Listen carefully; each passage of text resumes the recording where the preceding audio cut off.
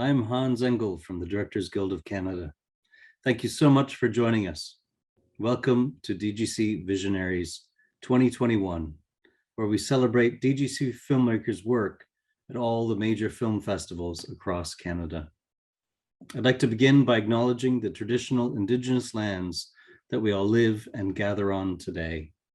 And although this event is online and takes place at many locations, we each enjoy the privilege of living and working within an Indigenous territory.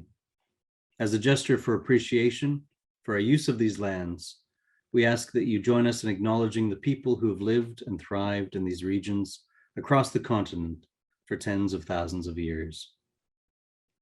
We're very fortunate to have renowned DGC director Randall Okita as our moderator. Randall is a Japanese-Canadian artist and filmmaker known for creating work that involves rich visual language and innovative approaches to storytelling.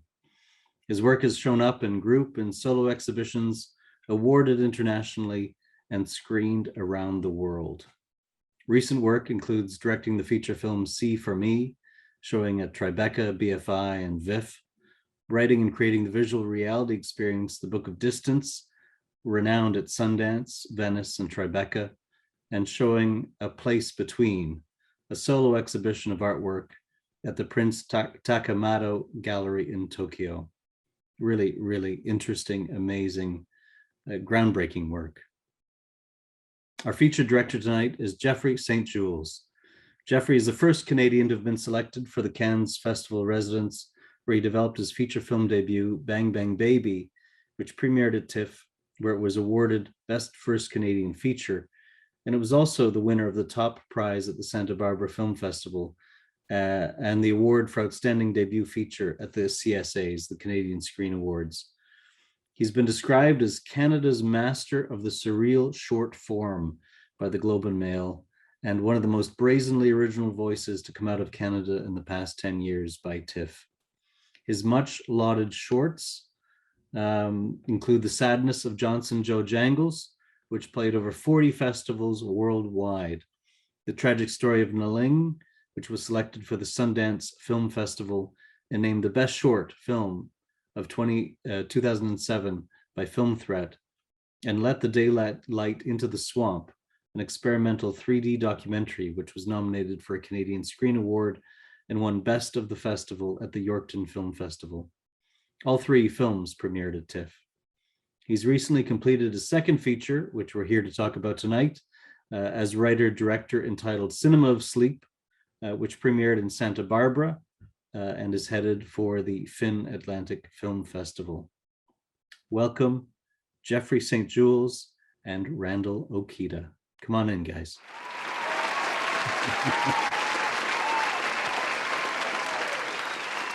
There's an audience, there's applause. We got to make it real. We got to make it real. Thank you so much for joining us. Amazing to have you both here. Both of you incredible filmmakers.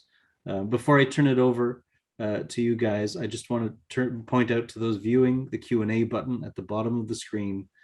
Please type your questions into that Q&A box. That is the virtual world we're living in. Randall will be watching for those questions from the Q&A, and we'll get to them, as many of them as you possibly can. Also, check your view button at the top of the screen. Do your view however you like your view. We all know the Zoom world at this point, so view it how you like to view it. Really, really excited about this conversation. It's an exciting film. You guys are incredible filmmakers. So I will turn it over to you and see you at the end. Thanks so much. Thanks so much, Hans. Excited to be here. And hello, Jeff. How's it going today? Great. How are you doing, Randall? I'm doing fantastic. I'm excited for this conversation. I thought I'd start out with something kind of fun, but your latest film is Cinema of Sleep. There's a lot of surreal and dreamlike language in your films. I wanted to ask how you've been sleeping lately, and over the last year, if that's changed, because a lot of people during the pandemic talked about their sleep patterns changing, and I'm wondering if you dream. Yeah, good question. My sleep patterns haven't changed that much, except that I can't really sleep in anymore. But that's been for a while now. I don't think it's pandemic related. Right. 7:30, I can't sleep after 7:30, what time I go to bed. Um, uh, yeah, certainly I dream, yeah. But I'm not as obsessed with them as you would think from the film. Some linger, but yeah, I don't like Is there try to in dig too much into them. They just kind of like experiences, yeah.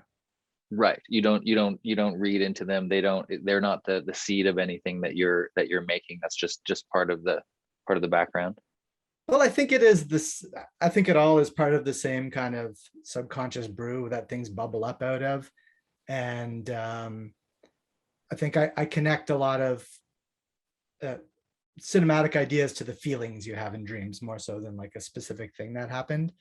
But the way Great. kind of feelings kind of overwhelm you in a dream, and you don't have a sense of rational thought when you're in a dream, you're just overwhelmed by that emotion. And I think that's cinema when it's in its best form has that power as well. Oh, I love that. I love that. So I guess when you're writing, are you thinking about those kinds of feelings first and foremost?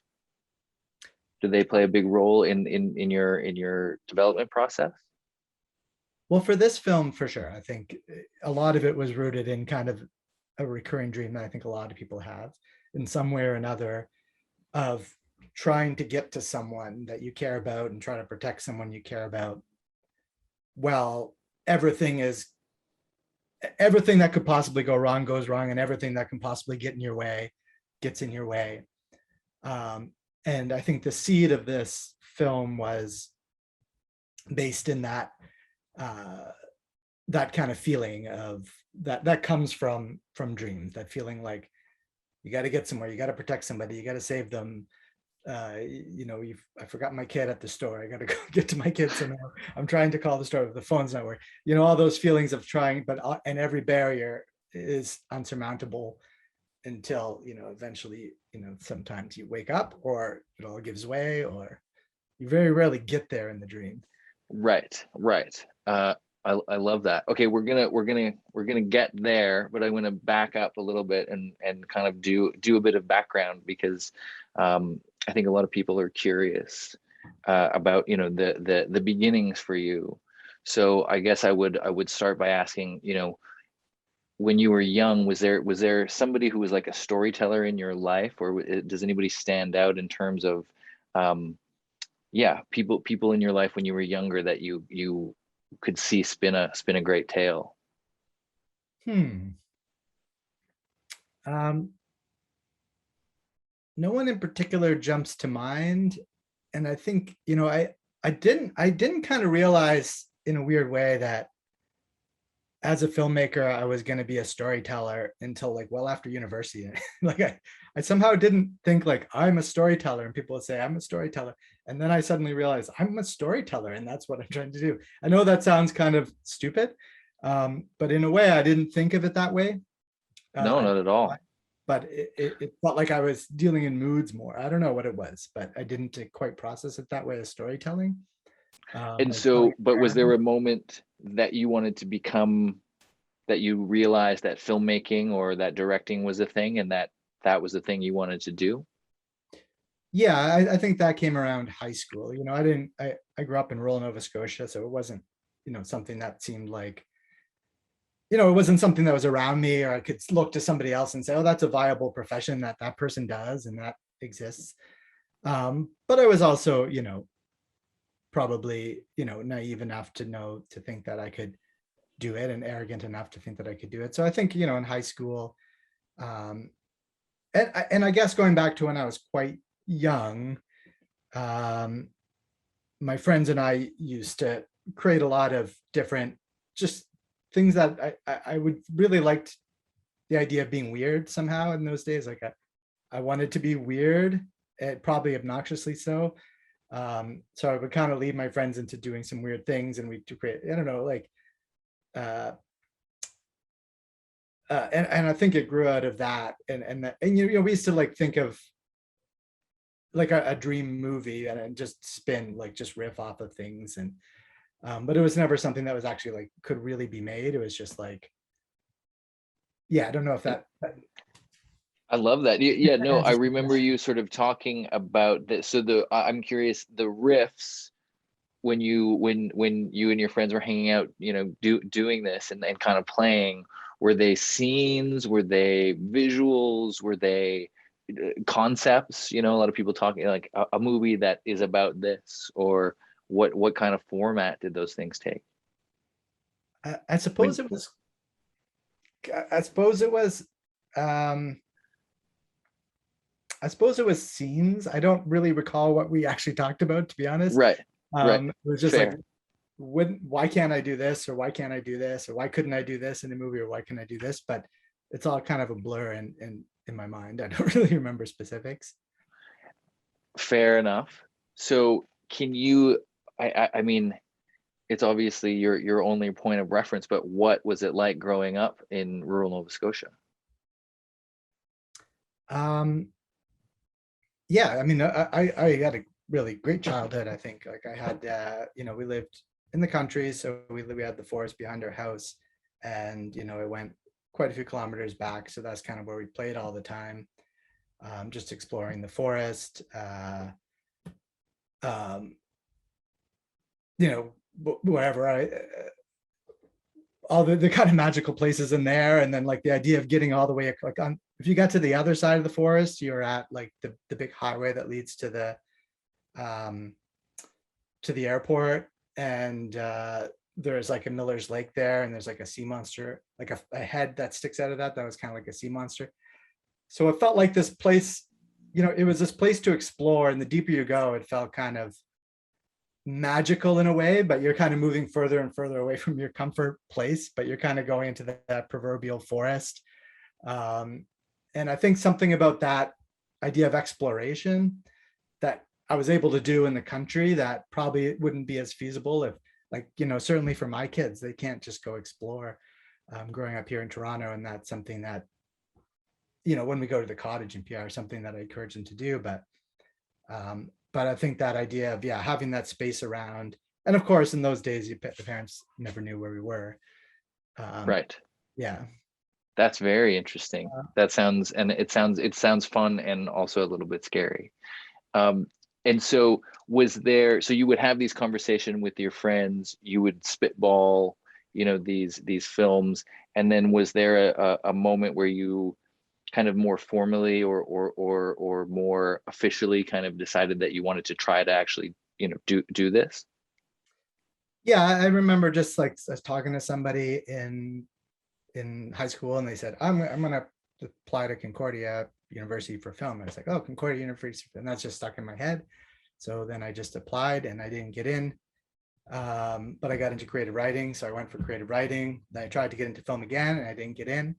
So I kept going, and then the third year, I finally got into film at Concordia, and that's kind of where I think I really, we had we were using Bolex cameras in those days in 60 millimeter and cutting on the Steambecks, and I got really excited about all these like little techniques you could do, like the double exposure, reeling things back, and just, I had, for some reason in the apartment we had access to a basement that was just an unfinished basement, which I used as kind of like my film laboratory. So I had a bunch of paint, and I was throwing paint everywhere, and I would make little things down there, just like playing around. Like I didn't come at it to a place of like working with actors or performance. It was like kind of just close to animation, but like,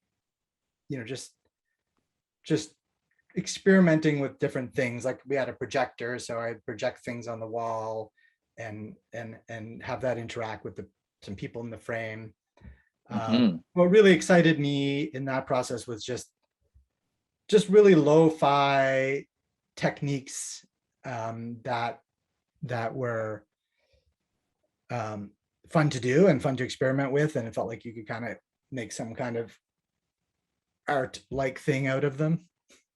Yeah, I mean, that kind of like physical interaction with, the film, the medium, and the frame, kind of jumps out at me as a kind of language that comes through in a lot of the work, especially the earlier work, and the, yeah, just the physical way that you're scanning things and animating things. I'm curious, the fact that you had to apply multiple times, do you think that that made you want it more? You know, there's kind of this theory that sometimes if things come to you too easily, you're less interested. Do you think that made you more dedicated to pursuing the art? Perhaps, but I think by the third time I applied, I thought I almost given up, and I was like, I also applied to another program, and for some reason I felt like, so I don't know, if I didn't get in that third time, who knows if I would have ended up pursuing that career, which is kind of sad to say. I feel like I should say, no, I would have persevered no matter what. No, But that's I very felt like interesting. I kind of needed, I guess I'm the type of person who needs somebody to tell me, yeah, your stuff is worth, you know, I don't know if I Right. have enough faith in myself to say, like, you know, even if nobody else is interested in what I'm doing, I'm still going to push ahead and do it, for the world that It's that's wrong. That's very interesting. Well, you know, I think of this because you're also a teacher of film sometimes, and you know, I think about where the line is between sort of encouragement and you know the struggles that we have to go through. So let's talk about the tragic story of Ling, if we could, the short, because you know, if anybody out there hasn't seen this, you have to seek it out. But I'm really, maybe you could do a bit of a description of it, because it's hard to summarize. The synopsis that's out there is like, they're all paragraphs long. But then I want to talk about some of the techniques that you used. Yeah, okay. It's been a long time since I tried to synopsize it, but yeah, it's a walled city, uh, where it's like a, you know, fantasy film, but there's an island that has a problem of overpopulation and garbage, so they create this wall in the middle of the city. They put all the homeless people in there, and they start pumping in garbage for them to live off of, and they also pumped in alcohol. Um, and then inside this wall, everybody's dead except for this one man. They all died out because the garbage stopped coming. This is not a short synopsis at all. But they all died out because the garbage stopped coming. So the only people that are left were this man and his best friend, who's a donkey. And they're starving. They really need a drink. So they have to tunnel their way out and try to get somewhere and try to save themselves. Great. This is, I mean, this is, I was trying to think of how to describe it briefly. Yeah, it's a tough one, but I think that that's a reflection of how fantastic it is. And can you also speak to the process? Because if I'm understanding correctly, almost each frame was scanned individually. Yeah. So yeah, I'm a fan of like limitations in film and like how you can find creative ways around them. And with this film, I had applied for, I wrote the script not really thinking about how I'd make it. And I applied for a grant from Toronto Arts Council, and I got it. And then I had to deal with the reality of, you know, it's like, what did they give? Probably 5,000 or 4,000 or something. And then I was like, well, how the heck am I going to make it? Because this is a big, huge fantasy world. I don't know why they gave it to me, but without me having explained to them like how it could possibly get made. But then I just had to think of a way I could do it. So I was like, well, I don't have much money, but I have a lot of time that I can work on this myself. So what we came up with was, we're going to shoot the actors in front of a blank background. We're going to edit the film. We're going to print out every frame. We're going to cut out every frame, and we're going to reanimate it. And we're also going to like print out backgrounds and animate backgrounds. And we're just going to basically have a film that's cut out of paper, essentially. So every frame of the person is cut out of paper. And then, you know, I got to playing, and then, you know, you have this emotional scene. And then I start getting into like ripping the paper. Like every time when this dramatic thing happens, every frame is going to be torn instead of cut, or like, you know, when he's losing his kind of sold, and I could like I just kind of tear the heart out of the middle of them in the paper. And it was nice because I don't really have the patience to be like a proper animator, and do sit down and be that careful. But I kind of embraced a really low tech aesthetic that allowed me to just kind of freely rip and go crazy, and like kind of, in a way, even though I'm sitting there, it's not sitting there for like 6 months every day, scanning, cutting, you still can get like a, like in the midst of the cutting, I could get like a cool idea, like, oh yeah, I'll just start ripping there and then see what happens. Or I'll just print this part out on this.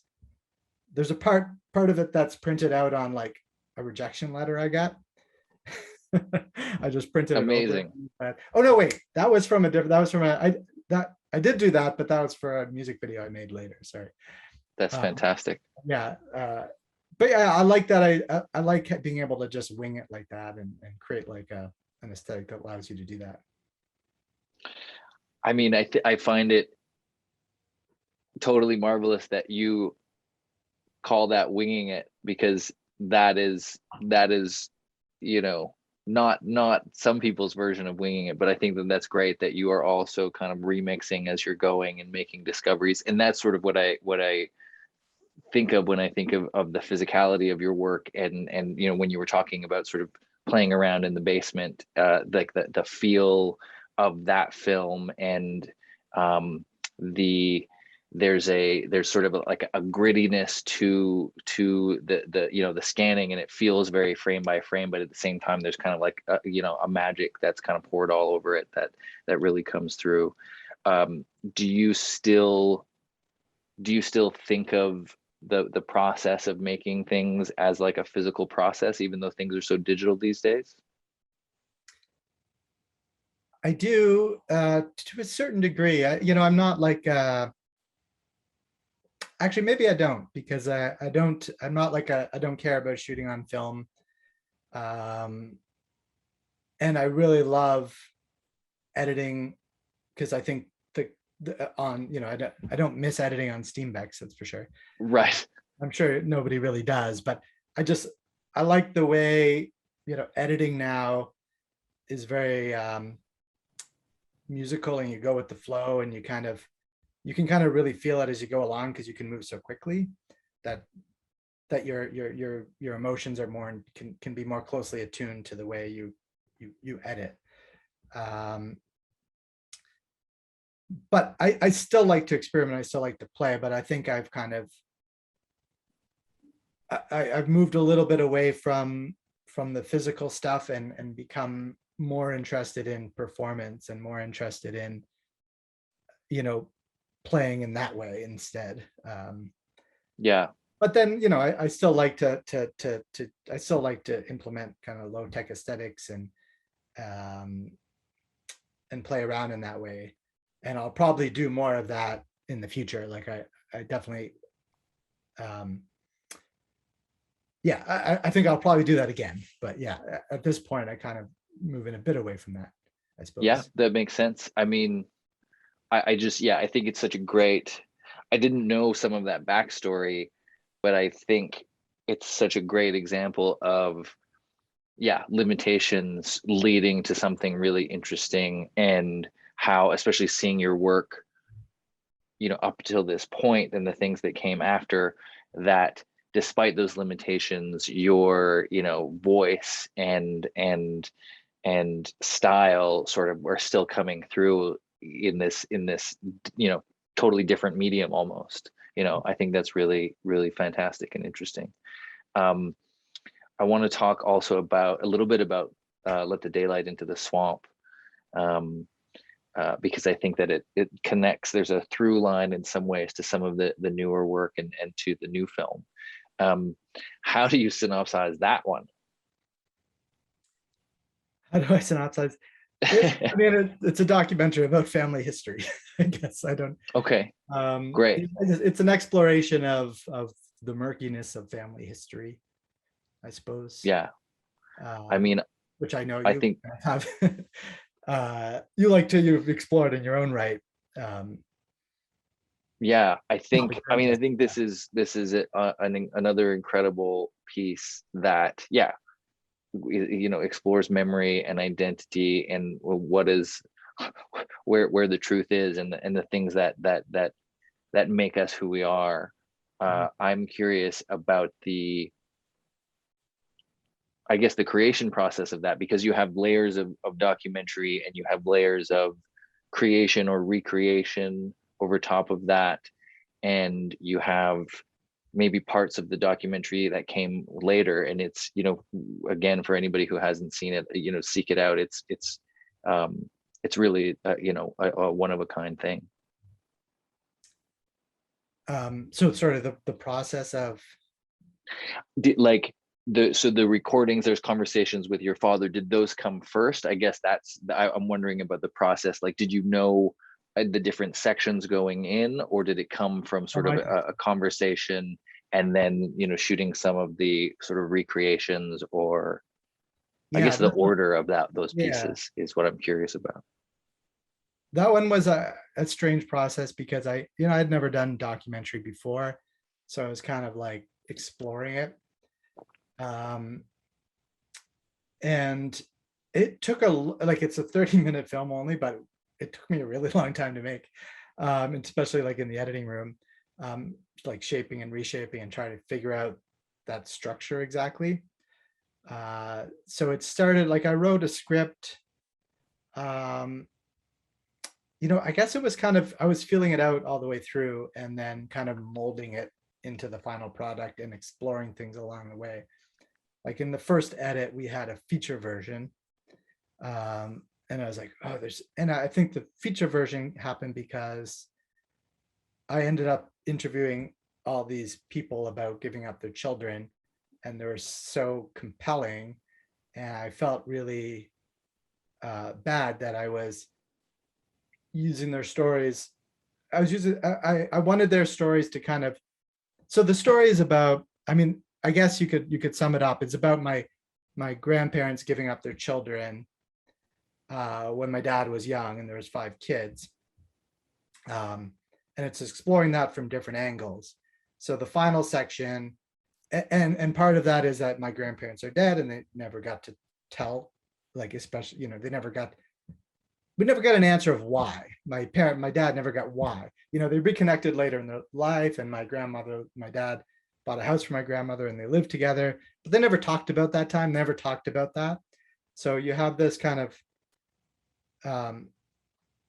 like family history that goes back, and you don't know why people did what they did. It's kind of in the murkiness of history, but at the same time, it informs who you are today. Like, you are this way because of these people. That's, how generations kind of work toward, like we have parts of them in us. Mm-hmm. So because we couldn't speak to them, I spoke to, I got some actors to play them and kind of pretend they're them, and we kind of improvise questions and stuff. And then that kind of, then I reveal, no, that wasn't true either. And the last section is talking to real people. And that's kind of the emotional catharsis that you couldn't get from my grandparents, but from these people. So yeah, I wanted to, because their stories were so compelling, I wanted to make a documentary about every one of them. I wanted to allow them to tell their story. So I tried that, and then the NFP was like, no, we commissioned you to do a 30-minute film. And it was probably for the best, because I don't think it would have been the best feature. So then I was like, and it was right. I was like, and that was my lesson for documentary. I think that's probably something documentary filmmakers go through a lot, is there's so much and there's so many roads you could go down, but you got to stick to your story. So ultimately I had to come back and say, no, that wasn't the story I was telling. These are providing a part of that story, but I have to stick to this through line because this is what the audience has invested in. And it's not that, that's something different. Yeah, so it was a lot of editing, and it, that kind of went on for a while. I mean, it's nice to work with the NFB. I mean, you must know with your film. because there's a little more of a cushion in that way. Like, it's not like you're like, oh, I'm, Like to meet a broadcaster deadline or yeah, something. broadcaster deadline, or, like, I'm going to go broke if I keep spending money on my own film kind of thing. Right. So yeah, I was working with one editor, and then by the time that went up, he had to go on to something else. So then I took a long time to work just by myself on the edit. Then brought another editor in for that process. So a lot of it was forming it and making it all kind of make sense in the edit. And also in the script level in the process. Like, it was a very like, I was experimenting. I was playing around and trying to find something with that film. It's so interesting. It's so great to hear, because yeah, I mean, the end result is pretty incredible, and it's so interesting to hear how those layers came together, because it's a really unique piece that is surprising and revealing and feels personal, but also there's a lot of universal ideas in it, and yeah, it's really interesting to hear about how that came together. Yeah, well, also, like, from when I started working on it to when I started developing it to when I started like shooting and stuff, I had a kid, and that kind of deepened things for me. That's the next part of it, and my kid's in it, like, as the little baby. Oh, I didn't know that. Yeah, he's sort of sitting in a chair, and then another point he's like my dad when he was a little kid. So that it added this whole nother layer to me that kind of made it a lot more personal. Now, talking all about this stuff, I'm really like, as we're having this conversation, I keep wanting to like, but I want to know what Randall's experience was making a film about his family, or a VR project about your family. And like, can I just quickly ask, like, what it was like for you to go dig into your family history in that way?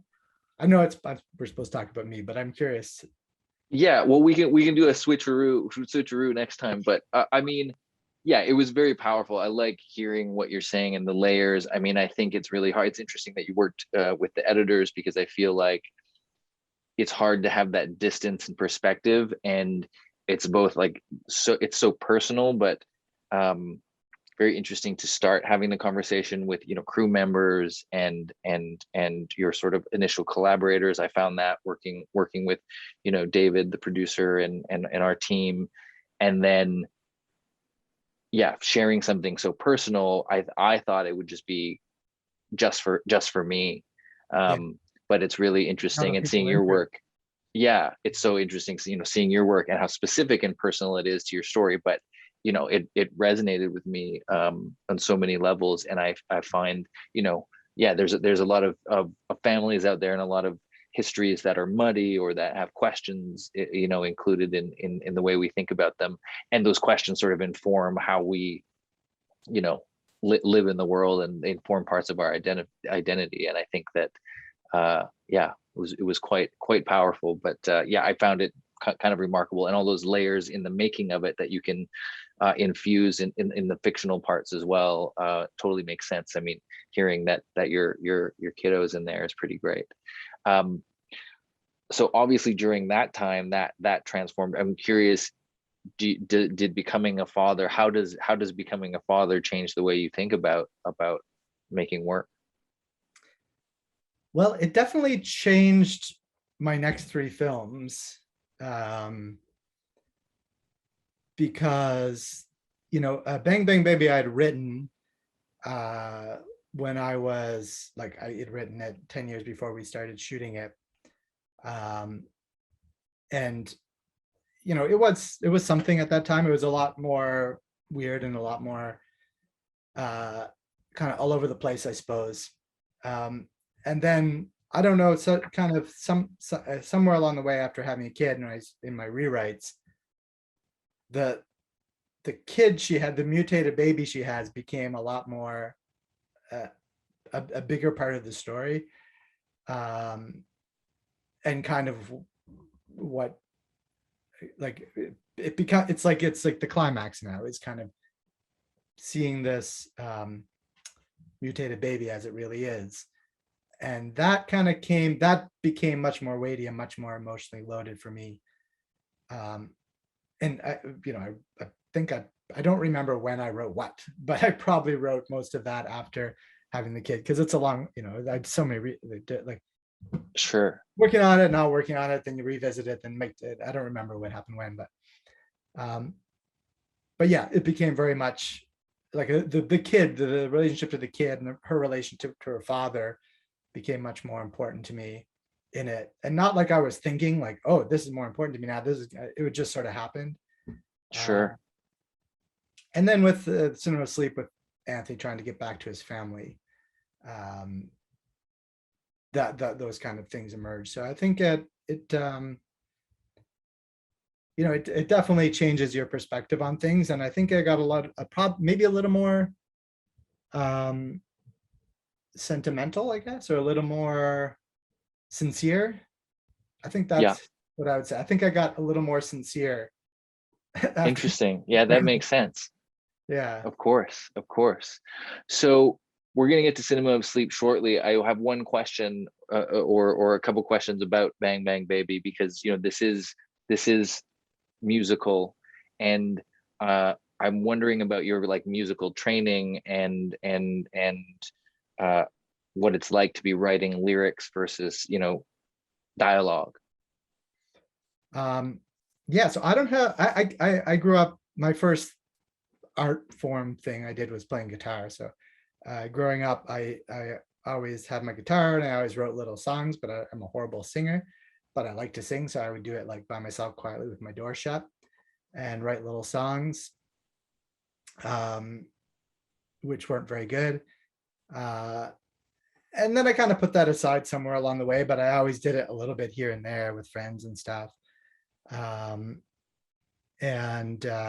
process of writing, so when I would write the songs, the lyrics, I would have my guitar and I would write them to music that I would make at the moment.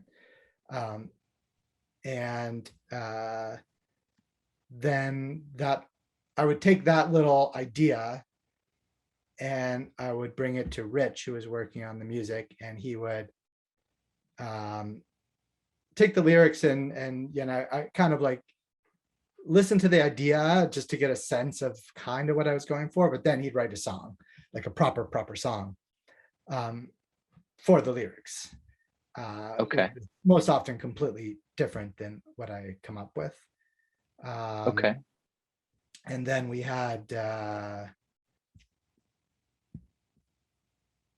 I gotta mention Darren because he's here. Darren Fung, Darren Fung. So Darren, Darren has scored he's the only person I've worked with on every single thing I've ever done.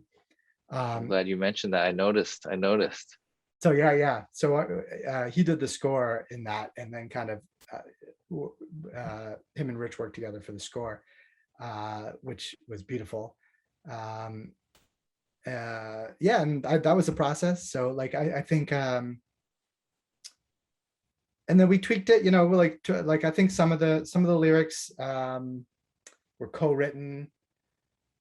Some of the and it wasn't just Richard, actually a few other people that wrote some songs on it too. My friend JC and a guy named Ian wrote one of the songs, and a couple guys from Do Make Say Think, that the band. Yeah, so we worked with a few different people to make the songs.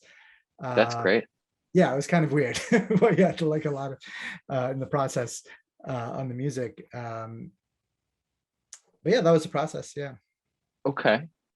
Well, thank you for sharing that. I have more questions about Bang Bang Baby, but let's talk a little bit about Cinema of Sleep. The new work that people won't have seen yet. But maybe you can, I want to know, well, let's ask, what were you thinking about when you were writing it? Where were you at? Yeah, so what I was talking about, like mentioned earlier, there's kind of like,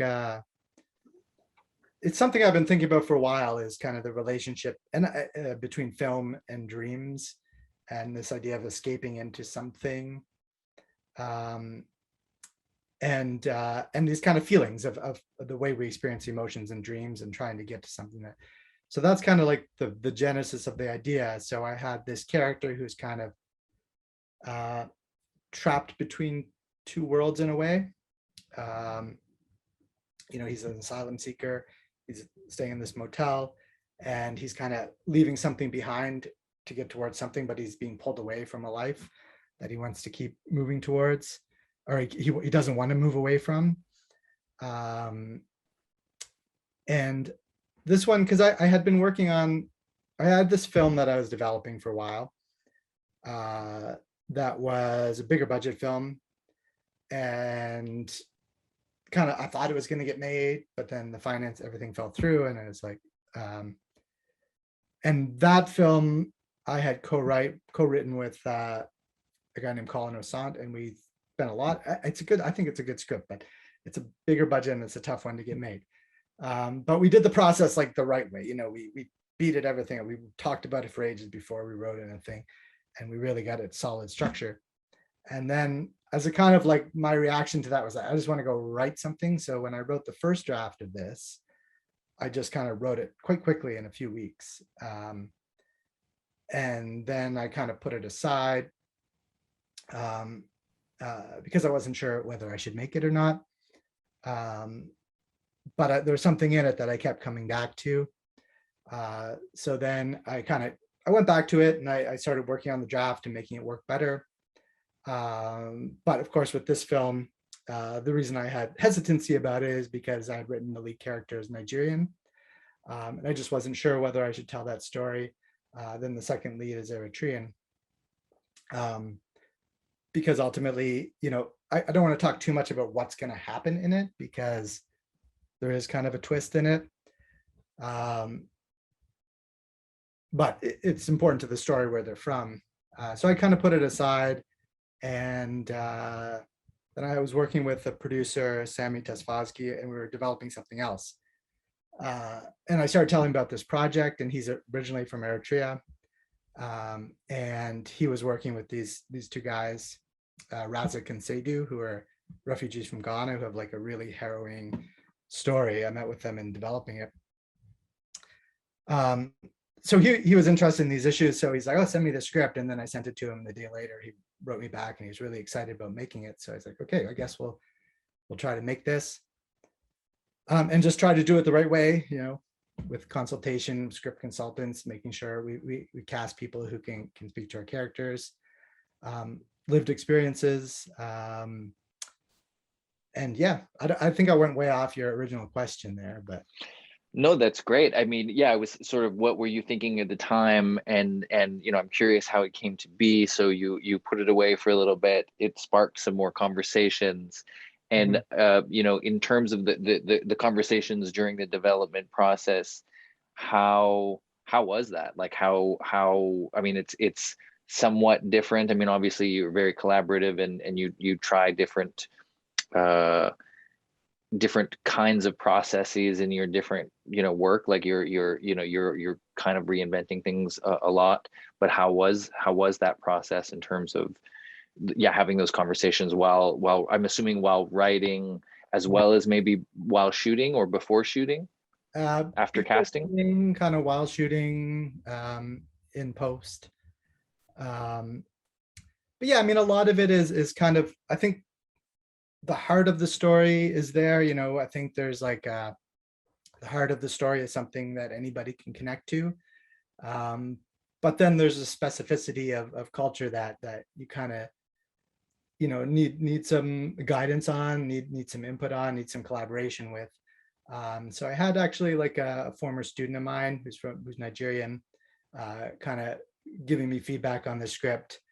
And then actually, once we cast the Getanesh Berhe, who plays Abrahet in the film, she actually brought her aunt on to rework and look at all the script, the dialogue of that character, and both the actors were, it's very important to them. They felt the big that they owed a lot to their communities for it, so they felt the burden of that too. I shouldn't say burden, but the responsibility of that as well. And I'm extremely thankful for that, because I think through that process,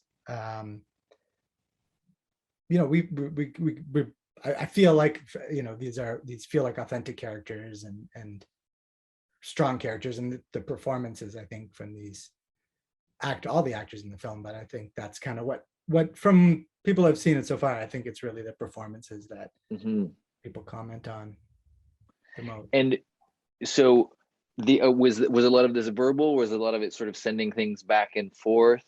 Were you guys doing sort of table reads at this point? And did you have a DP involved? Or at what point did you start sort of thinking about camera and visuals? Because, well, for a lot of reasons, but part of it is because it's such a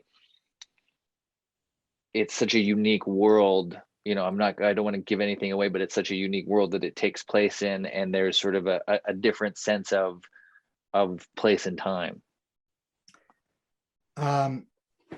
Yeah, so the stylistic approach to this, to me, was completely different than anything I've ever done.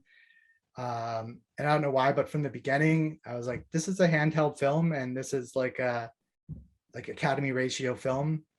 And that's just what it was. And I tried to argue myself out of it, but it just kept coming back to it. And it's weird because I'm referencing all these old films, but it still felt like this was a handheld film.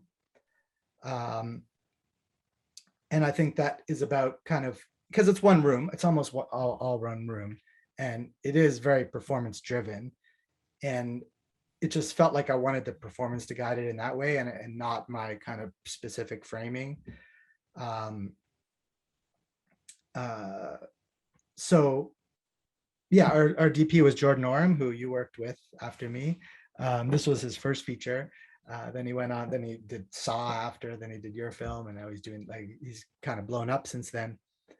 But he was great because he's very intuitive, and we had a lot of conversations beforehand, and we planned things out. But a lot of it was discovering stuff on the set, and we did a lot of pre-blocking with this one. So we had our actors on the set, we were rehearsing, Jordan was there, we had the camera, we were walking through, we were feeling it out, and really blocking with the actors, both for camera and for blocking. Yeah, it just that's what I had a lot of fun doing, and I had never done that before. Like, coming from, like, what I was talking about originally, just making stuff in my basement, little craft stuff. I was terrified of actors when I was young. I was like, I felt like they intimidated me. I didn't know how to talk to actors. I didn't know the process. But at the same time, I loved John Cassavetes. I loved that stuff, and I wished I could be like that. I kind of wished I could be more like an actor, maybe in certain ways, I think like an actor. So I think I kind of started moving towards that because I was drawn towards that. And it became more and more of a satisfying experience for me to be along on the emotional journey with the actors. And that kind of, that's where I wanted to be with this one. So, and it's the luxury of a one room film, is that, because Bang Bang Baby was an impossible film. Like, it was impossible that we made that film, and a lot of that is thanks to Dan Beckerman, the producer, pulling stuff together, and also everybody, all the extremely generous people that worked with us, including Darren there, in what they, the time they gave us and everything. But there was a lot. It was, $1 million film that was a period piece, a musical, mutations, like all this stuff that was, we really had to embrace a lo-fi aesthetic for it, but it was a lot of other stuff to think about besides performance. Right. And then I think Cinema Sleep is almost like a reaction to wanting to get away from all of that, strip it, because I've never been drawn to doing that before. I was more of a maximalist than a minimalist. But the idea of just stripping that away, and now, okay, we're just focusing on performance here primarily, was very gratifying, and I hope I can do that more, and sort of not so much in this one room type deal, but try to bridge the gap, just make sure that I'm leaving room for that within the other stuff when I make something else. I see. And is that where you kind of net out on these experiences? Because it sounds like you're making these, you're making the work with a bit of, a bit of reaction, but sort of, it's intuitive in the moment that you're sort of making the decisions. But, I know you're working on something that's for next piece. Is that sort of where you find yourself wanting to go, kind of somewhere in the middle? Not that it's that simple, but. Yeah, I mean, I don't know how it is for you, but for me, I think I know all this stuff in retrospect. Sure. Like, I don't know, is it the same for you? Like, do you think like, oh, I'm going to go down this route, or is it like, oh, I went down that route because of that? That's kind of, or Absolutely. like I write a script and it's like, as I'm making it, I'm like, oh my God, that's why I wrote. There's something in my life that had to be expressed through that I didn't quite get until I was actually in there shooting, and it was telling me, oh, you're exercising you're doing your own therapy here without even realizing you're doing it, kind of thing. Absolutely. I think, yeah, lots of reactions to what the last piece that you made or the last piece you were trying to make, size of crew, everything from, the physicality of things or the techniques and speed of production. I think often a lot of people talk about. That's a frustrating thing about filmmaking, is like, if you are lucky enough to be one of the very few filmmakers who can just have an idea, write it, then make it, you're directly connected to that particular way you're feeling at that moment in time. You're very connected to those particular emotions. But more often than not, you write the script in a particular emotional headspace, and then 10 years later or 5 years later, you make the script in a completely different emotional headspace. So it's going to become different. Right. But wouldn't it be amazing if that didn't have to be like, if you could make a film that's just in one big swoop like that? I don't know if that have you experienced that? Have you ever had that where something just went right really quickly?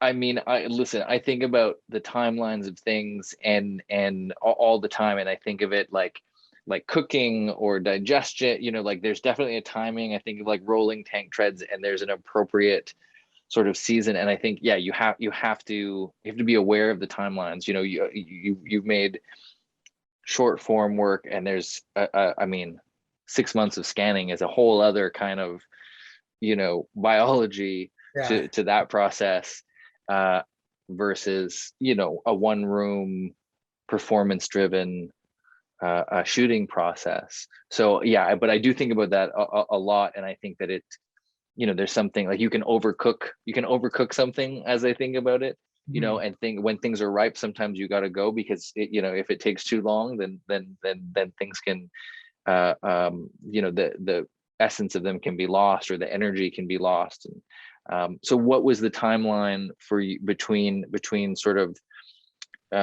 say that first conversation where you brought the script back after talking to your producer and shooting? What was that timeline?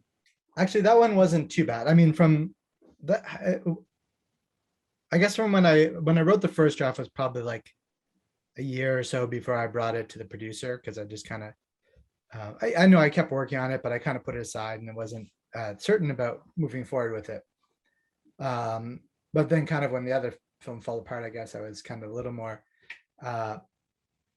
But when I brought it to Sammy to actually getting it made, actually it was pretty quick. It was relatively quick, because we didn't go through development. We developed it, but we didn't go like apply for development money. And I think I brought it to him in probably December or January, and then we applied for telefilm that year. Okay. And then got the finance to get together by the end of the year. Okay. So here's my question, Jeff. You have multiple works with multiple levels of reality, and realities connecting to each other. How are you keeping track of these during the writing process? Yeah, it's a good question. I think it's largely kind of intuitively, to be honest. I think if you try to pick apart the logic of this film, or really any of my films, you'll probably find some flaws pretty quickly. Okay, so you don't have like a map on the wall? No. with color coding and you're making it intuitively, like certain based on the degree. sort of feelings that you're talking about, the emotions, you're sort of working with those in the forefront. Yeah, like with this one more so than others, that in the first part, like it's kind of see, and this isn't the way I work always. Sometimes I'm a lot more structured, but this one, I think something about writing in a big burst Right. can help in that way, because you're on Mhm. you haven't had a chance to you're on the same track. You're following Right. something and you're following it directly to where it's going.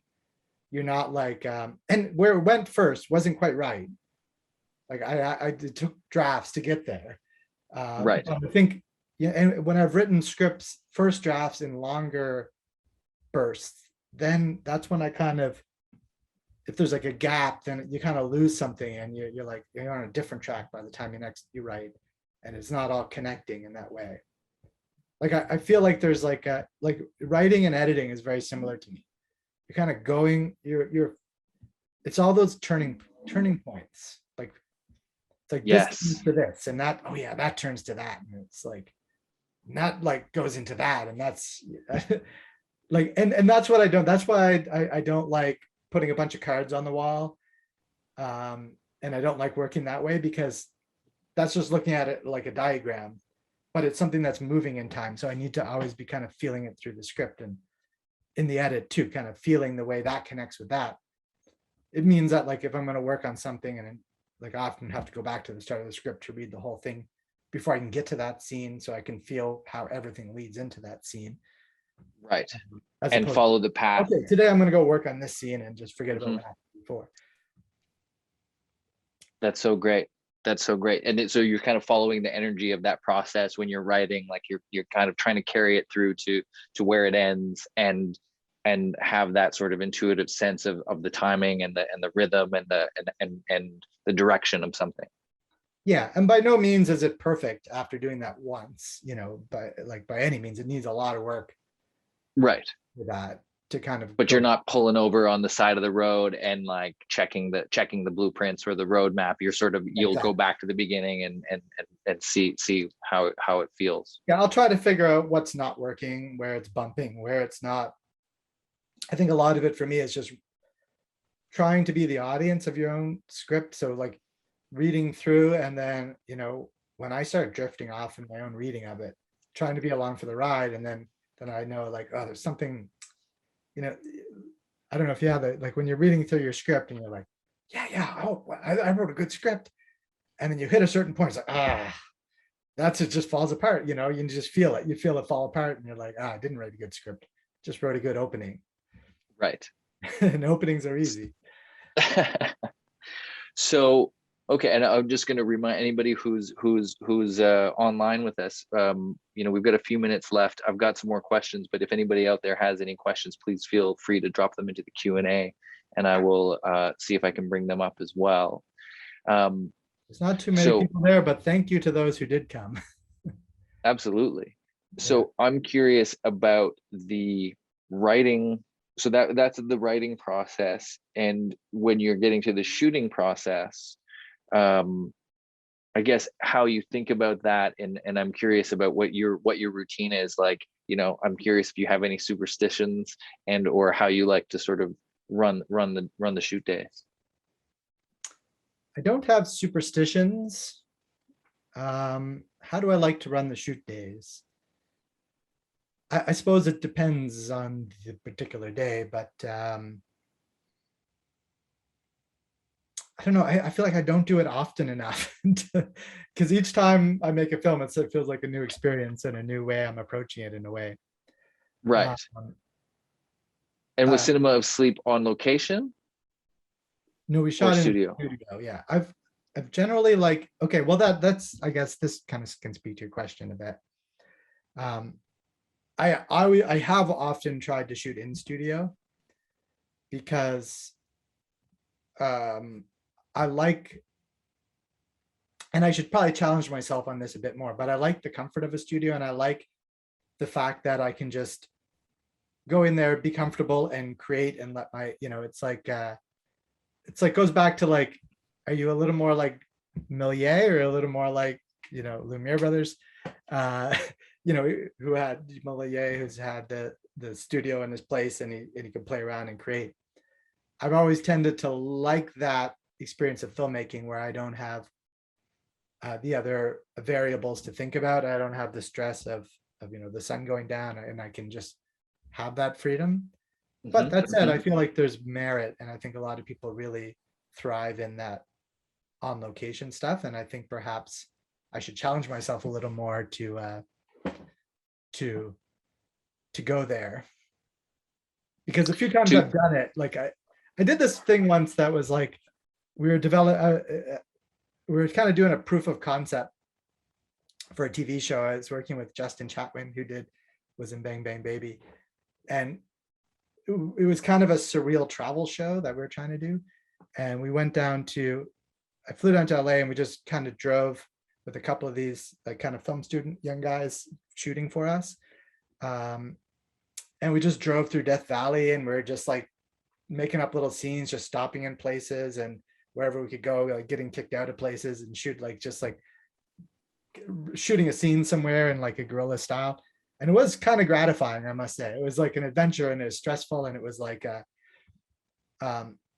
lot of stupid stuff, but I can see the merit in that. So I feel like maybe that's what I should try to do in the future in some way. But up to now, I've always liked the comfort of a studio, and I like, just being able to like let the creativity flow in that way. Right, and let that be sort of the unpredictable part as opposed to the elements, yeah, other elements, the other parameters. That makes sense. It kind of connects. So we do have a question here. Do you think filming or production is like a war zone, uncontrolled and unpredictable? No, not for me. I think it can be. It's definitely can be unpredictable, and it should be to a certain degree. You should be. I think it's good to be very present and very like open to the unpredictability of it. But I don't like to think of it as a war zone, because I'm not at war with anybody. Right. I'm collaborating with people. It's a joy. Right. That's great. I'm not like I'm not into like pain in film. I'm not into like that kind of. To me, it's a joy. It's a blessing. It's a privilege, and it's fun. Right. You're not out there. You're not out there suffering during the process. It can be long days, but so does any job. Well, true. Not any job, but so do a lot of other jobs. But I get the sense that, yeah, you want to have sort of a controlled environment to then let the experimentation happen within the shooting process or the creation process. Yeah. That makes sense. I think everybody's got different ways of working. And I think everybody should challenge their ways of working too, as they're moving through. Yeah, it sounds like one of my questions was, about or a lot of my questions are about your process and how you think about your process. But am I correct in sort of understanding that it sounds like you're very open to changing things according to the project, but also as you learn from the last project that you've done? Yeah. I think like I like the idea of having every new film be something I haven't done before. Right. I like a musical. I'm not going to do another musical, I don't think. This is kind of a noir psychological thriller. They all have elements of those genres, but I like to be learning something new in the process, because I do think like naivete is a very helpful thing when approaching a film. And I don't want to be an expert at a specific genre. I don't want to be an expert at my own game. Great. Because I think when you're an expert at your own game, you kind of fall into a rut of it. Yeah. I think, and you don't have as much sense of discovery. Mm-hmm. I remember somebody saying, I think this was a film teacher like a long time ago. I wish I could remember who it was to credit them, but they said something like, you'll never make your first film again. And just that the energy of making that first film, the naivete going into it, that kind of passion you have, that's you don't know what you can't do yet. Mm-hmm. is something that's very precious. And I think you kind of want to try to recreate it in a certain way with each new film. Oh, that makes so much sense. So what are you excited about right now? I know that you've got the new work, you know, that is being developed, or are you in a writing process now? And what's taking the lead in terms of the excitement right now? Well, I've got two that I'm developing that I kind of like shift back and forth for, and whichever one I'm kind of working on writing at the moment is the one I get more jazzed about at that particular time. One is also a very minimalist sci-fi film about two prisoners on a prison planet who end up trying to kill each other. And the other one is a more of a ghost story, a little bit horror-ish. That's based on a story from my family history in Prince Edward Island. So it's a period piece, ghost story. And that would, I finally get to go back to PEI. That's where my family lives this summer after a year of not being able to go because they're keeping everybody off the island. And just, it was nice to reconnect with the island, with the film in my head, and kind of getting that, again, it's like the other film was, Daylight was kind of Northern Ontario, where my dad's from. This is PEI, where my mom's from. And I think when you start going down those paths, this isn't a true story in any way. And I say that all the time because every time I tell my family about it, it's not the story of my great grandmother, because I don't want anybody making that mistake, because it's a lot darker. It's a dark story. But it does connect you to the place more, And I think that's an interesting thing for me to explore at this particular moment, is that connection to roots. And yeah. And do you have a writing routine? What's a writing day look like for you? I like to write early. But it's not as easy to do when you have kids, because you have to get them off to school and whatnot. But I like to get up and just write. I don't like to write at night. I find my brain doesn't work as well at night. And I think a big part of writing to me is also going for walks, and especially in the beginning processes, when you're kind of like, when you're really like honing in and like getting tightening and making everything work. You want to be but I think when you're kind of exploring ideas in your head and feeling things out, just walking is good, because like biking is not, because you have to concentrate on the road, make sure you don't get hit by a car, but walking, you can just zone out. So I think walking is a good part of the process as well. Where do you walk? I live in the East End, so there's like a ravine near me. Great. Yeah, there's a lot of ravine space out here. Yeah. You were talking about your teacher, and because I know that you also are a great and well-respected and sought-after teacher. What's the number one mistake that you see students making? Oh, I don't know if I like to say that you're ever making a mistake, because I don't know, that's a tough question. The number one mistake, I mean, I could say like things about like particular ways of shooting. Maybe it's not shooting enough coverage. That's it. It's not shooting enough coverage. Yeah, I shouldn't say mistake. I should say what's the most important, lesson that you find yourself coming back to. And is there a major sort of like piece of advice that you find yourself trying to get across? Maybe that's the answer already. Shoot more coverage. But is there another sort of piece of advice that you hope to get across to your students? I mean, I try to kind of caveat everything with like, learn as much as you can, learn the techniques that you work for other people, but also try to do something that you're not supposed to do. Just to see if it works, follow your gut in that way. So don't be stubborn and say like, you know, everything, but also be stubborn and say like, you know, even though you told me not to do that, I'm going to go do that. And maybe it'll work. Maybe I'll learn I'm wrong. But I think you kind of have to,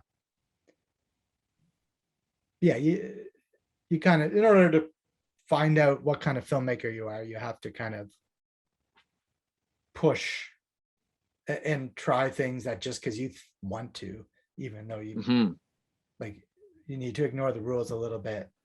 And you know, that sounds maybe a little trite, but like I think there's truth to it. Not at all. I think that's a great piece of advice.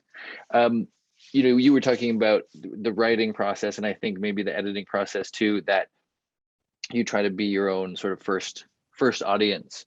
I'm curious, when you're writing, when you're making things, do you have an audience in mind? Is it just yourself, or do you sort of, like some people sort of picture an audience, a version of their younger selves, or you know, something like that? Do you think like that? No, I like that. I like what you just said, imagining a version of your younger self. No, I mean, I the way I look at it is like, I'd like to try to make films that I would want to see. And I think, you know, we're not all so different. I think if I want to see something, there's going to be some other people in the world, maybe not like a big, giant, huge mass audience for it, but there'll be some other people who will be interested in that as well.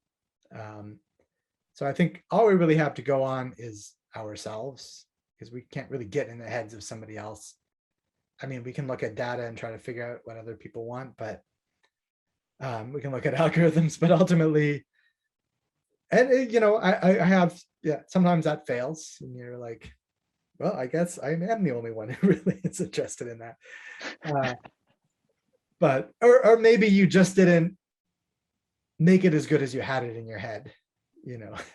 Maybe if you had succeeded in getting what you really wanted to get in out, but you know, I think audience is very important, because we're making films to communicate something to people and have a shared experience. Otherwise, you know, we don't want to make movies in a silence and a void of, you know, it's a form of communication. So I want to communicate something to people. But yeah, like I don't know who exactly. I don't know who that is. I don't think I know people well enough to know like who exactly will connect to this and who won't. I don't think that was exactly your question. I don't think you're asking me like a market question. And I kind of No, that was a great answer to that question. And as a follow-up, I just would, you know, you said you don't know who. Do you have a sense? Do you think about what it is that you're trying to get across, whether it's in general, like a theme, a question that you're trying to answer in general that you kind of keep coming back to, or per project? Definitely, yeah. And I think it's like it does differ a little bit in each film, but I think like I think it's a process of, you know, you get some kind of inspiration, you get some kind of idea, some kind of feeling, some kind of scene, some kind of words or something. Then you follow it until you discover what it means. And then hopefully that's early on in the process, because then that should be then that hopefully would be at the heart of it. But I definitely like the thing that the one constant I would say is that there's always something about escapism. There's always something about running away from the world, or like trying to escape into something else. I don't know why that is, but that's the one kind of constant that I think. I love that. I love that a lot. I think that was such a great answer. Maybe we'll leave it at that. I think we're coming up against time. But that was pretty fantastic. I really like that, to try to answer that question. Awesome. Well, hopefully, Randall, you'll do this again where it's you on the other end, and hopefully you can invite me to ask you some questions. I feel like Absolutely. I want to hear all your answers to these questions. Well, that's very kind of you, man. But that was really, really interesting, and I'm glad I got to ask all the questions I've been wanting to ask for so long. Well, thanks so much, guys. That was really, really fascinating. And Jeffrey, of course, congratulations again on the film. All the best on the rollout, on the release, on the festival release, and ultimately on the theatrical or whatever kind of release we're doing these days. All the best on that. And Randall, thanks so much for leading the conversation, and all the best with your film as well that is out there in festival world. Two amazing filmmakers with really, really, really interesting films. Seek them out. They're absolutely worth watching. Coming up next on Monday, on September 13th, we've got another groundbreaking director, Dennis Goulet, talking about her already celebrated film, Night Raiders, that was at Berlin. She's in conversation with Carrie Swanson from the Indigenous Screen Office. So you won't want to miss that. Invitations will be going out very, very shortly. And all Visionary sessions, all our master classes are recorded and posted on the DGC national YouTube channel. And they're also put out on the DGC podcast. So watch them, listen to them there. All really, really cool conversations about the art and craft of filmmaking and more, frankly, and life. Randall, Jeffrey, thank you so much for this conversation. Thanks for joining us. And to everybody, be well, and hopefully see you live very soon.